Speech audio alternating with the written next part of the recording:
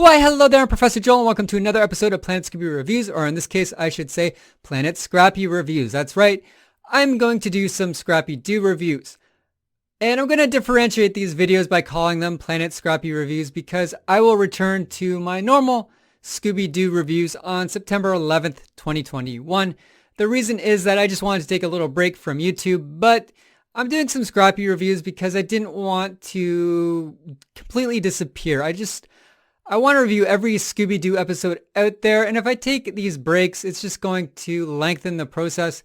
There's probably around 400 Scooby-Doo episodes I have to review, so if, I don't take a break, I just get quicker to my goal, and I can use my downtime to do some of these quicker episodes. A regular episode takes me 10 to 12 hours, and when I will return in September, I'm doing the new Scooby-Doo movies, which take a little longer because they're 40 minutes long. These ones are only 8 minutes long, and I can work on these while I work on my new Scooby-Doo movies, so then I have regular content. It's my goal just to put out a video every Saturday for you, and I know not everyone likes Scrappy-Doo, so that's why I'm doing this during my break, and I'm just calling it Planet Scrappy Reviews, so if you're not interested in it, you can just ignore it. And come back in September, you'll see Planet Scooby return, so you can get back to that Scooby-Doo content that you probably love. Like I said, a lot of people do not like Scrappy-Doo. I'm on the fence. I never really hated the little guy. I just hated what they did with the franchise. They made it really kind of just cartoony and silly. Wasn't my thing. In fact, I remember when I watched these episodes when they originally aired back in 1980, I was like 4 or 5 or 6, so I was the prime target for these episodes, and I remember feeling a little betrayed, and I remember liking the Richie Rich episodes way more than these ones because I just felt, like I said, super betrayed by what they did with Scooby-Doo. Has my opinion changed? Well, we'll probably find out, but spoiler alert, no, not really. If you know me by now, if you've been watching my reviews, you know I like spooky things, and these episodes are far from spooky. Anyway, let's get on with this review. So this review is for episode 1 of A Close Encounter of a Strange Kind. It's not the first appearance of Scrappy-Doo. That was the season before this, but that featured the original gang, all 5 members, along with Scrappy. This just features Scooby-Doo, Scrappy, and Shaggy. And this episode originally aired on November 8th, 1980, and was part of the Richie Rich Scooby-Doo Show. So it would show like 2 episodes of Richie Rich, 1 episode of Scooby, all 8 minutes long. That would fit into a half hour. Or it might be 2 Scooby-Doo episodes and 1 Richie Rich. It just depended on the week.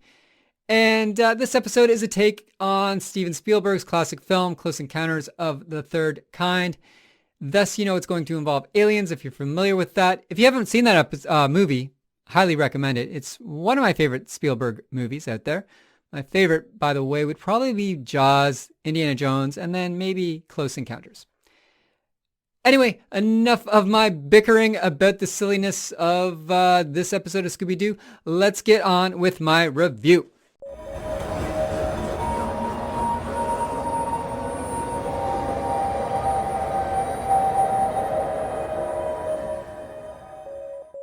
The episode begins with a UFO flying over the gang's campsite, and by gang I just mean Scrappy, Shaggy, and Scooby. As the gang sleep, the UFO lands and 2 little aliens emerge.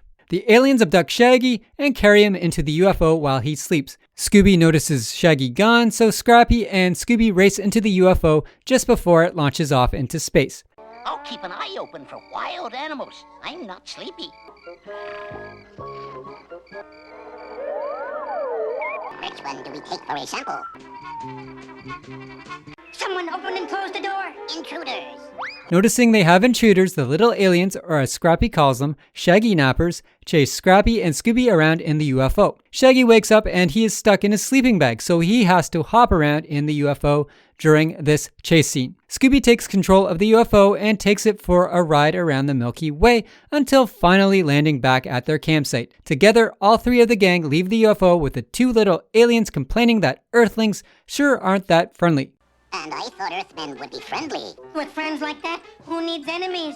With another adventure over, our trio goes back to bed. After an experience like that, I'll never sleep another wink.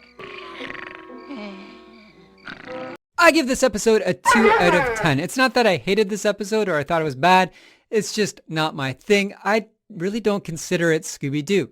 Nothing really happened in this episode, and the aliens were just too cutesy and not that exciting. We don't even get much screen time with the aliens on board. I much preferred the aliens they'd have in like Looney Tunes. Remember the ones that chased, Bugs Bunny around? That alien was cool. These aliens, not so cool. And this kind of feels like they're trying to go in a Looney Tune direction, but it's just not that funny. It just doesn't work out. Scooby-Doo should be spooky, and I know they introduced a little bit of sci-fi into this, which I don't mind, but it's not spooky or suspenseful at all. Like I said, I remember watching this as a kid and not being very impressed by it. I was like, where's Daphne, Velma, and Freddy? I was really kind of hurt, and I just consider this episode just junk food for the mind. And the commercials they were airing at the time, back in 1980, I'd rather watch now, as they are far more entertaining. We had some great commercials for cereals that were super sugary and some toys like Star Wars toys that were awesome back in the day. And those commercials are just way better than this. If I haven't turned you off from my Scrappy-Doo reviews, join me next week when I will be covering A Fit Night Out for Bats. Until then, stay spooky.